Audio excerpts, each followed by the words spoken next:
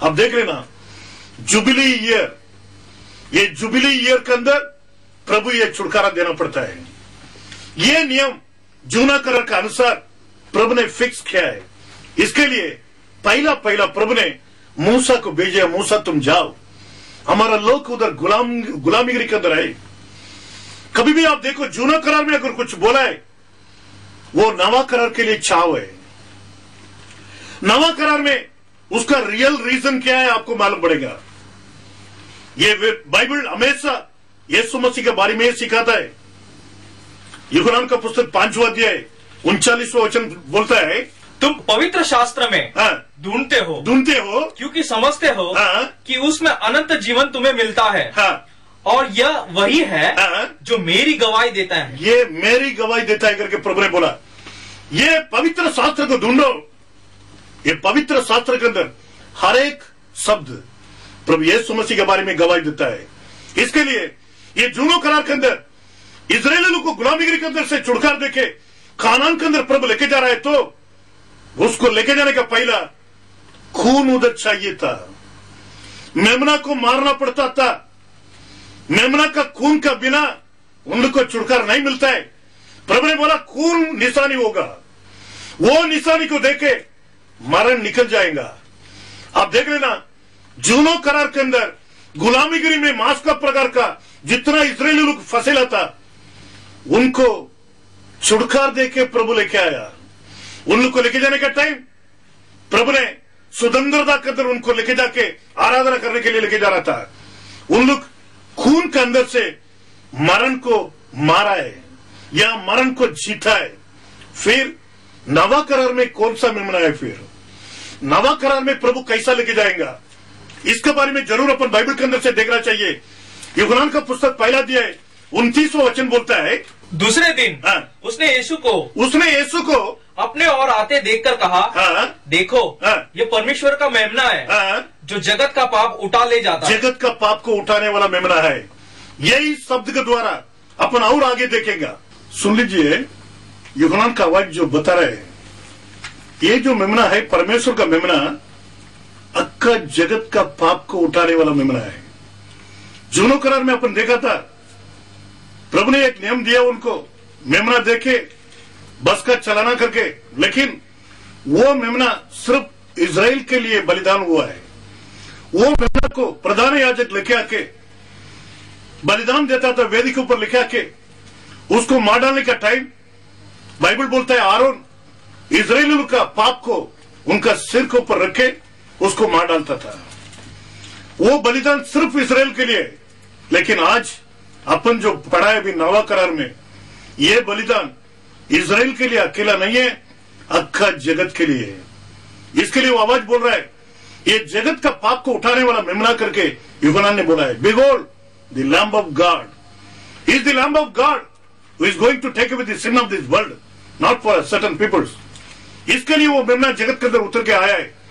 अभी जूनो करार और नवा करार दोनों को अभी कनेक्ट करके आप देख लेना।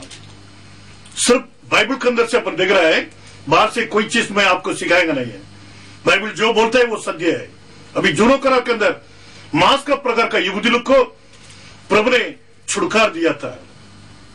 उसको ऐसा प्रभु ने नियम दिया है, उन लोग युबली का समय में, युबली बोलेगा तो 50वां साल में जब भी दूधारी की आवाज आएगा, वो समय में जितना लोग मांस का प्रकार गुलाम है उनके पास मांस का प्रकार का दास लोग को छुटकारा देना है, उसको रुका के नहीं रख सकता है।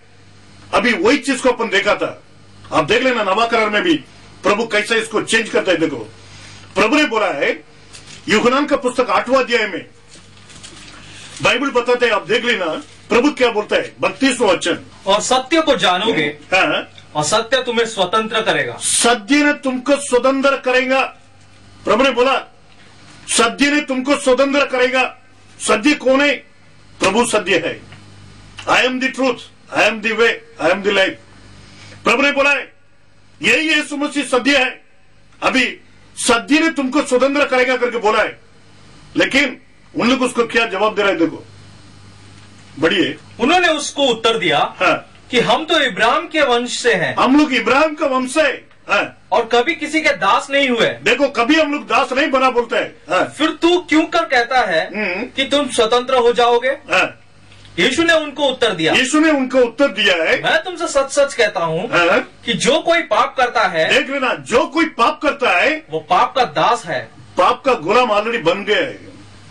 जो कोई पाप करता है वो पाप का दास बन गया है।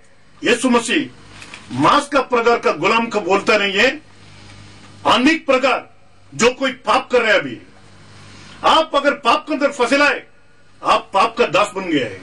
आप देख लेना कितना लोग का जीवन ऐसा है। कोई कोई पीता है, शुरू में थोड़ा कुछ पीता है, फिर आस्ते आस्ते वही प्रैक्टिस हो जाता है, बाद में वही पाप इनको दास बना देता है।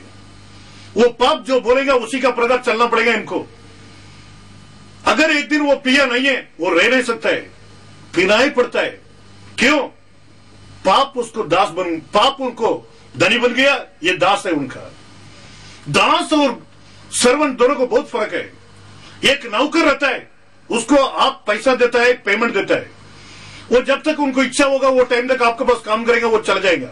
अगर पसंद नहीं तो चला जाएगा। लेकिन दास बोला तो उसको खरीद करके लेना।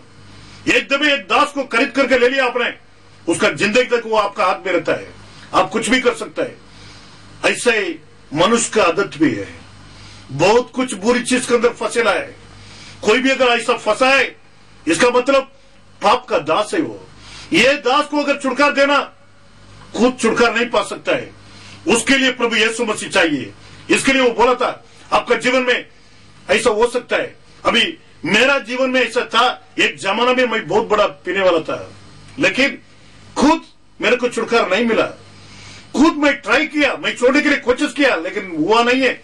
जो समय में प्रभु यीशु मसीह को स्वीकार किया 1976 में, मैं छुटकारा पाया है।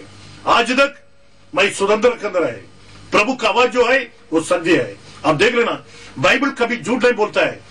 प्रभु ने सिखाया वो मांस का प्रकार का दास नहीं यार, ये दास जो है पाप करने वाला है। आज आप सोचो, दुनिया के अंदर कौन पाप नहीं किया? आप बता सकते हैं? बाइबल बोलता है everyone is a sinner. पृथ्वी के अंदर सब कुछ पाप खेला है। रोम का 3 अध्याय 23 वचन ऐसा बोलता है। इसलिए